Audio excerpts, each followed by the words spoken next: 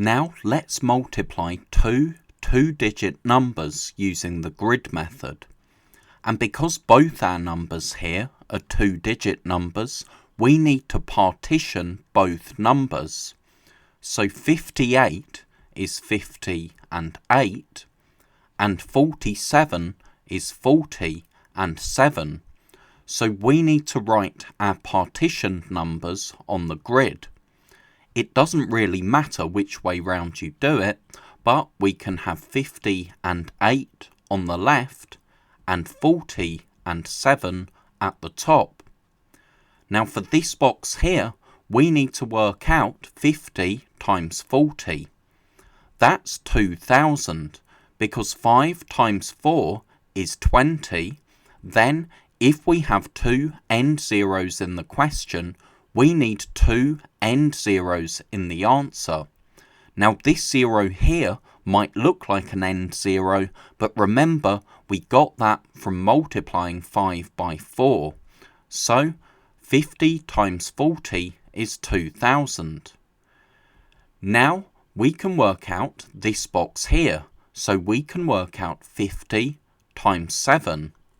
That's 350, because 5 times 7 is 35, then if we have one end zero in the question, we need one end zero in the answer. So 50 times 7 is 350. Now we can work out 8 times 40. That's 320, because 8 times 4 is 32. Then if we have one end zero in the question, we need one end zero in the answer. So 8 times 40 is 320.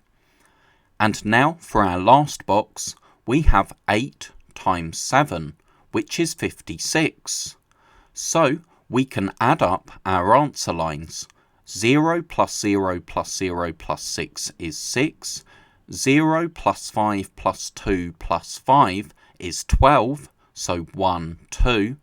1 plus 0 plus 3 plus 3 is 7. And 2 plus nothing is 2. So our answer is 2726. Now 85 times 33. Again, we can partition both numbers, so that's 80 and 5 times 30 and 3. We can write the numbers on our grid. Now here, for this box, we need to work out 80 times 30. That's 2400, because 8 times 3 is 24, but then if we have a total of two end zeros in the question, we need two end zeros in the answer. So that's 2400. Now for this box, we're working out 80 times 3. That's 240, because 8 times 3 is 24, and then one end zero in the question means we have one end zero in the answer. So that's 240. Now for this box, we have 5 times 30. That's 150, because 5 times 3 is 15. One end zero in the question means one end zero in the answer, so 150. And for our last box, we have 5 times 3, which is 15. So now we just add up our answers. 0 plus 0 plus 0 plus 5 is 5. 0 plus 4 plus 5 plus 1 is 10, so 1, 0.